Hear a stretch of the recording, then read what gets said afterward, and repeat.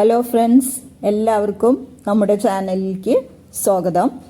നമുക്ക് ഏറ്റവും എളുപ്പത്തിൽ വളർത്താവുന്ന ഒരു അഗ്ലോണിമ വെറൈറ്റിയാണ് നമ്മൾ കണ്ടുകൊണ്ടിരിക്കുന്നത്. ഈ ഒരു വെറൈറ്റിയുടെ പേര് ഡോണ കാർമൻ എന്നാണ്. തുടക്കക്കാർക്ക് വളർത്താൻ പറ്റിയ ഏറ്റവും നല്ലൊരു ചെടി ഏതാണെന്ന് ചോദിച്ചാൽ ഈ ഒരു അഗ്ലോണിമ വെറൈറ്റിയാണ് ഞാൻ പറയാം. ഞാൻ ഏറ്റവും ആദ്യം വളർത്തി തുടങ്ങിയ അഗ്ലോണിമ വെറൈറ്റിയാണ് ഈ ഡോണ കാർമൻ എന്ന് പറയുന്ന ഈ ഒരു അഗ്ലോണിമ. ഇത് വളരെ ഫാസ്റ്റായിട്ട് വളരുകയും നമുക്കിത് വീണ്ടും വീണ്ടും പ്രൊപ്പഗേറ്റ് ചെയ്തിട്ട് ഇതിൽ നിന്നും കൂടുതൽ ചെടികൾ ഉണ്ടാക്കാൻ സാധിക്കും. എൻ്റെ കയ്യിലുണ്ടായിരുന്ന 1-2 ചെടികളാണ് ഇതിൻ്റെ ഉണ്ടായിരുന്നത്. അതിൽ നിന്നാണ് ഇത്രയും ചെടികൾ ഉണ്ടാക്കിയിരിക്കുന്നത്. ഇത് വളരെ ഫാസ്റ്റായിട്ട് ഗ്രോ ചെയ്യും. അപ്പോൾ തുടക്കക്കാർക്ക് ഇത് വളരെ സന്തോഷമുള്ള ഒരു കാര്യമാണ് നമ്മളുടെ കയ്യിലുള്ള ചെടികൾ ഇങ്ങനെ ഫാസ്റ്റായിട്ട് വളരുന്നത്, അല്ലേ? അപ്പോൾ നമുക്ക് കൂടുതൽ ചെടികൾ ഉണ്ടാക്കാനും ഇതുപോലെ ഗ്രൂപ്പായിട്ട് ഇത് വെക്കാനും സാധിക്കും. ഇത് ഗ്രൂപ്പായിട്ട് ഇരിക്കുമ്പോഴാണ് അതിൻ്റെ ഒരു ഭംഗി എന്ന് പറയുന്നത്. അപ്പോൾ ഏറ്റവും ഫാസ്റ്റായിട്ട് ഇത് ഗ്രോ ചെയ്യും. അതുപോലെ തന്നെ ഇത് നമുക്ക് വളരെ എളുപ്പത്തിൽ വളർത്താനും പറ്റും. ഇനി ഈ വെറൈറ്റി അഗ്ലോണിമ ചെടികൾക്ക് എൻ്റെ അനുഭവത്തിൽ പറയുകയാണെങ്കിൽ പ്രത്യേകിച്ച് വളമൊന്നും കൊടുത്തില്ലെങ്കിലും ഇത് വളരെ ഫാസ്റ്റായിട്ട് ഗ്രോ ചെയ്യും. അതിൽ നമ്മൾ ചെയ്യേണ്ട ഒരൊറ്റ കാര്യമുള്ളൂ, നമ്മുടെ അവിടെ വീഴുന്ന ഉണക്കിലകൾ, ഈ കരിയിലകളുണ്ടല്ലോ, അത് ചെടി വയ്ക്കുമ്പോൾ അതിൻ്റെ കൂടെ തന്നെ മണ്ണിൻ്റെ കൂടെ തന്നെ കരിയിലകളും കൂടി ഇട്ടിട്ട് വെക്കുക. അതുപോലെ അത് വലുതാവുമ്പോഴും ഈ ചെടിച്ചട്ടിയിൽ കരിയിലകൾ കിടക്കട്ടെ. ചിലപ്പോൾ നമ്മൾ മരത്തിൻ്റെ തണലിലൊക്കെ വെക്കണമെന്നുണ്ടെങ്കിൽ അതുമേന്ന് തന്നെ ഓട്ടോമാറ്റിക്കലി കരിയിലകളൊക്കെ ഉണങ്ങിയ ഇലകൾ ഈ ചെടിച്ചട്ടിയിൽ വന്ന് വീഴും. അതല്ലാന്നുണ്ടെങ്കിൽ നമ്മൾ കുറച്ച് കരിയിലകൾ എടുത്തിട്ട് അതിൻ്റെ കടയ്ക്ക് ഇട്ട് കൊടുക്കുക. അത് ഈ ചെടിക്ക് വളരെ ഇഷ്ടമാണ്.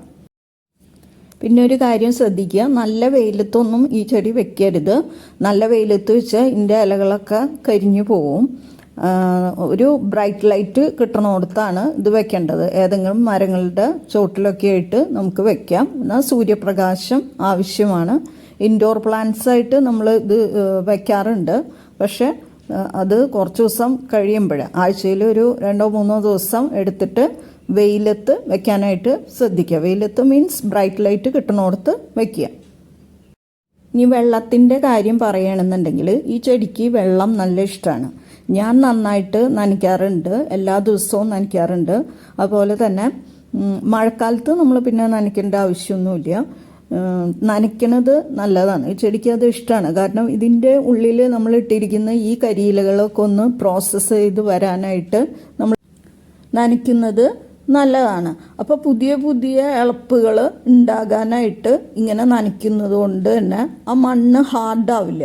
അതുപോലെ ഈ കരിയിലൊക്കെ അഴുകി പെട്ടെന്ന് ഇതിൻ്റെ പുതിയ പ്ലാന്റ്സ് ആ ചട്ടിയിൽ വന്ന് നിറയും. കണ്ടോ, ഇപ്പോൾ ഈ കാണിക്കുന്ന ഈ ഒരു ചട്ടിയിൽ തന്നെ നമുക്ക് ഏകദേശം ഒരു 12ഓളം പ്ലാന്റ്സാണ് ഒരുമിച്ച് നിൽക്കുന്നത്.